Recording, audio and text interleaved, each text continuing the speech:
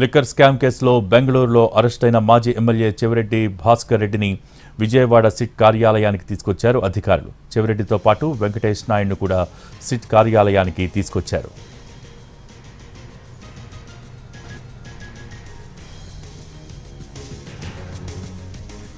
Liquor scam కేసులో బెంగళూరులో అరెస్టైన మాజీ ఎమ్మెల్యే చెవిరెడ్డి భాస్కర్ రెడ్డిని విజయవాడ సిట్ కార్యాలయానికి తీసుకొచ్చారు అధికారులు. దీనికి సంబంధించి మోర్ అప్డేట్స్ మా ప్రతినిధి శ్రీకాంత్ లైవ్ ద్వారా అందించేందుకు సిద్ధంగా ఉన్నారు. Srikanth, over to you.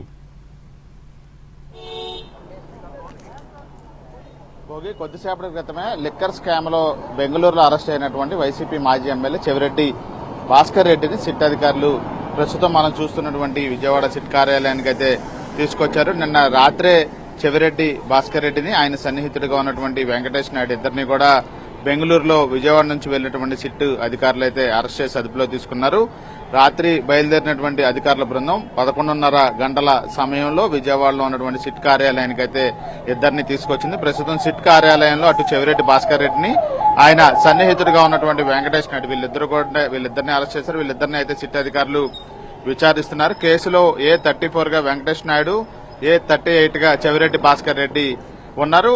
ఏదైతే ఈ కేసులో A1 గా ఉన్నారో రాజ్ కేసిరెడ్డి నుంచి లిక్కర్ స్కామ్ లో వచ్చినటువంటి ముడుపుల డబ్బు చెవిరెడ్డికి చేరింది. ఆ డబ్బునే ఎన్నికల సమయంలో ప్రజలకు పంచారనే విషయాన్ని కూడా సిట్ ఇప్పటికే స్పష్టం చేసిన నేపథ్యంలో దీనికి సంబంధించి విచారణలో భాగంగా సేకరించినటువంటి ఆధారాలను ఇప్పటికే స్టేట్మెంట్ల రూపంలో కొంతమంది సాక్షుల నుండి వచ్చిన వివరాలన్నింటినీ కూడా ప్రస్తుతం చెవిరెడ్డిని అదేవిధంగా వెంకటేష్ నాయుడిని కూడా సిట్ అధికారులు ప్రశ్నించబోతా ఉన్నారు.